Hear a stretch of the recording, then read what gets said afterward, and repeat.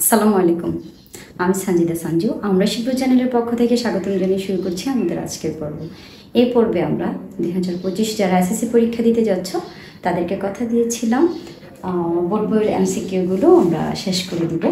তো এই পর্যায়ে আমরা 3.5-এর মেবি কত পর্বে চলে আসছি, 3-4 পর্বে মনে হয় চলে আসছি। আর বিগত পর্বগুলো আমি আগে দিয়ে দিয়েছি, তো তোমরা কাইন্ডলি একটু দেখে নিও।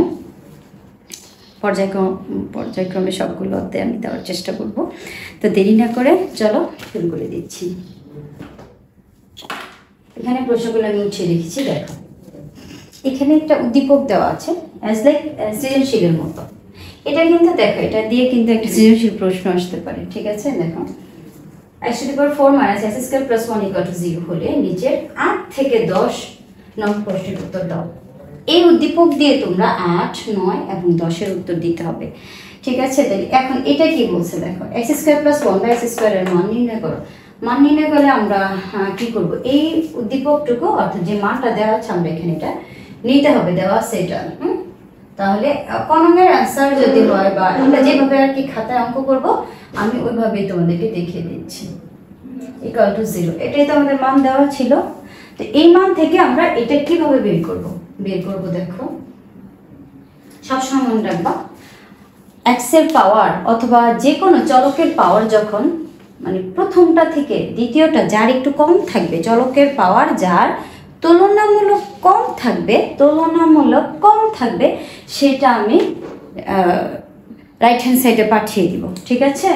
তো দেখো x⁴ + 1 কে এখানে রাখলাম = এটা ছিল মাইনাসের হয়ে যাবে প্লাসের, এই হলো বাইরে বের করে দিয়েছি। অর্থাৎ তুলনামূলক পাওয়ার কম যেটা সেটা আমি বাইরে বের করে ফেলছি, অর্থাৎ ডান সাইডে নিয়ে নিয়েছি।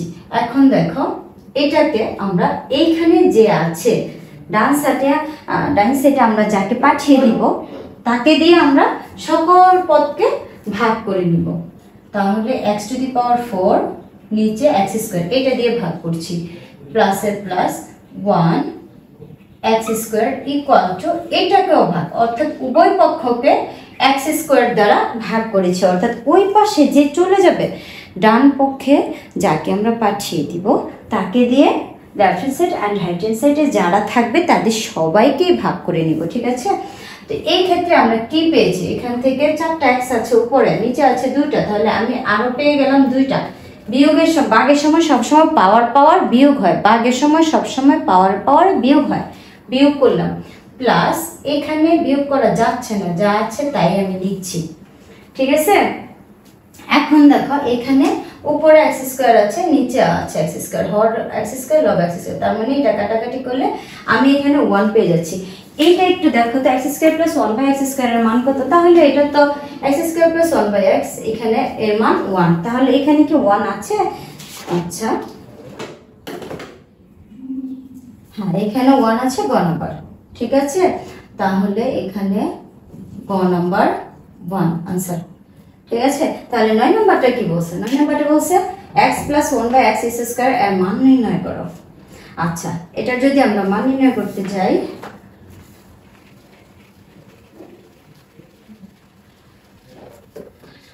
আচ্ছা তাহলে এটা যদি মান নির্ণয় করতে যাই আগে এটাকে উঠাই। এটা সূত্র কি? এটা কি মনে হচ্ছে? এটা মাদারের সূত্র a + b² এর সূত্র কি?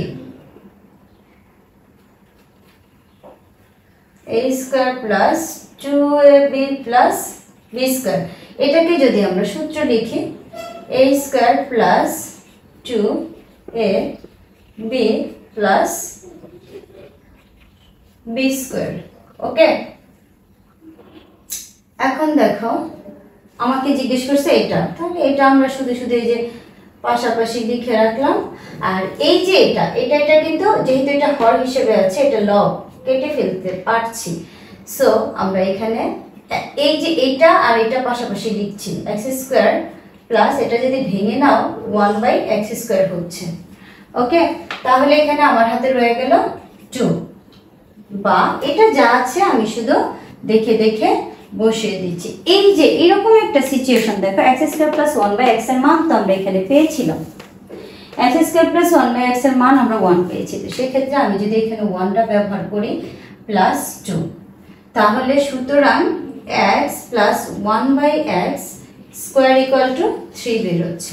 ওকে, তো দেখি এই অপশনটা কোথায় আছে, খ নাম্বার 3 আছে, অর্থাৎ খ 3 পেয়ে গেছি আমরা। আচ্ছা, এবার গ নাম্বারটা কি বলছে,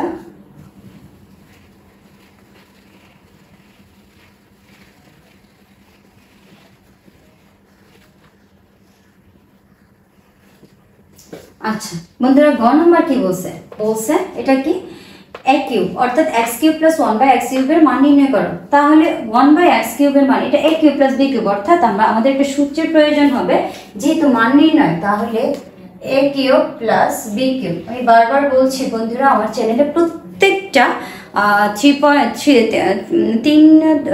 অর্থাৎ তৃতীয় অধ্যায়টা করানোর জন্য যতগুলো সূত্র প্রয়োজন আমার চ্যানেলে দেওয়া আছে। সো তোমরা সেখান থেকে সূত্রগুলো করে নেও অঙ্ক, তাহলে মনে থাকবে না, ঠিক আছে।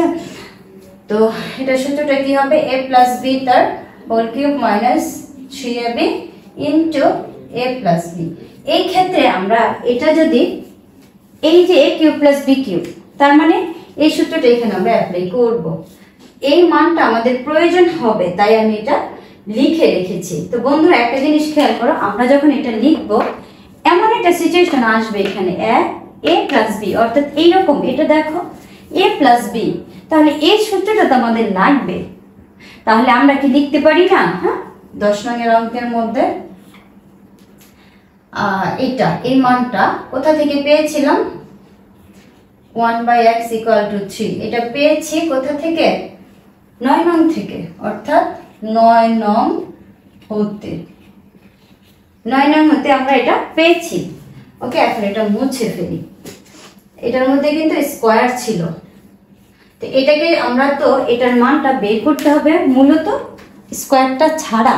তাহলে স্কয়ারটা যদি আমি ভেঙে ফেলি কি হবে,